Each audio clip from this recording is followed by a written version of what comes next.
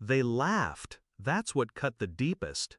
We were at the dinner table when Mom brushed it off with a chuckle. "Don't worry, sweetheart. Your sister's just staying at your apartment a little while." Dad grinned like it was nothing. That's when I stood, calm, and I said the line I'd been rehearsing in silence for 6 weeks. "Funny, I haven't lived there for a while." The clatter of silverware stopped. Mom's voice cracked. "Wait, then where exactly have you been staying?" And that's when the masks began to slip. Back then, I trusted her, my sister. We weren't just siblings, we were each other's refuge. We grew up fighting the same battles under the same roof. When life broke me, she was my shelter. When I got my first apartment, I gave her a key. "Just in case," I said. And she used it.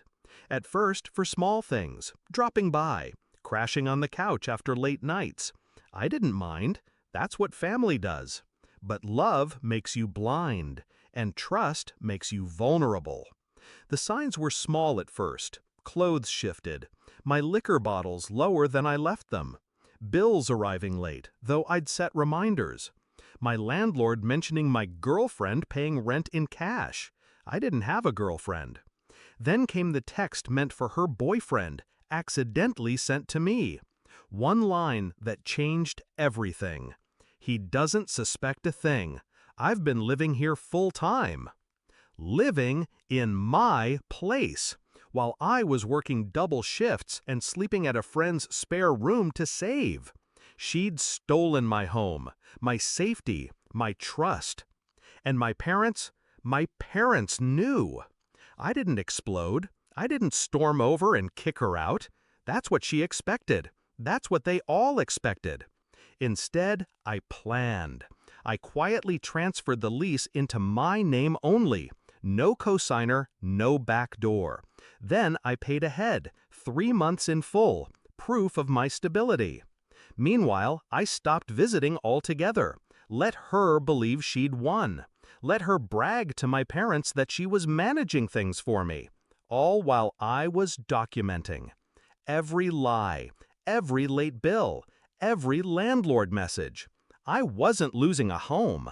I was building a case.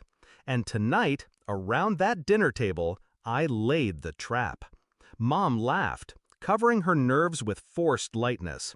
Dad cleared his throat, stalling. My sister froze, eyes darting. She knew what was coming.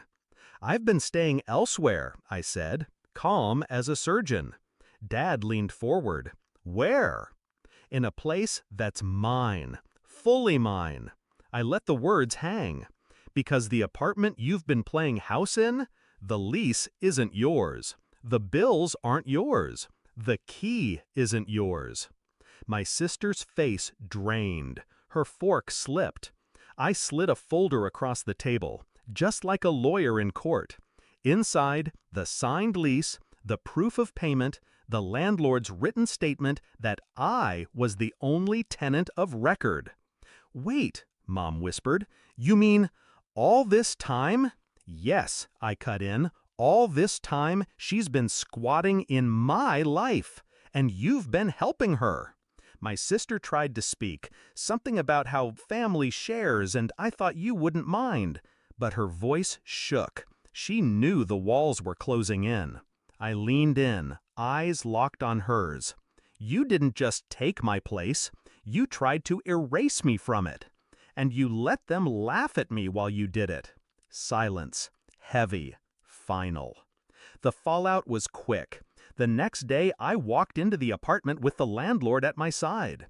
My sister's things were boxed, stacked at the curb. Locks changed before dusk. Her tears, her begging, it all fell flat against the sound of the key turning in my door, my lock, my life returned. My parents called, angry at first, accusing me of cruelty. But I didn't flinch. I reminded them whose name was on the lease, whose bills were paid, whose life had been stolen. Eventually, the calls slowed. Their silence said enough. They knew they'd chosen the wrong child to protect. Now I sit in the quiet of my own place again. Every corner feels like justice. every lock, security. Do I miss my sister? The girl she used to be? Sometimes. But betrayal doesn't fade. It brands you. What I feel now isn't sadness, it's clarity. She thought she was clever, that she could slip into my life, wear it like a borrowed coat, and I'd never notice. But betrayal leaves fingerprints, and I collected every one. That night at the dinner table, when Mom's voice cracked and Dad looked away, I realized something. I wasn't the victim. I was the reckoning. And the best revenge wasn't rage. It was standing tall, calm, untouchable, while they finally understood exactly what they'd lost. My home, my trust, me.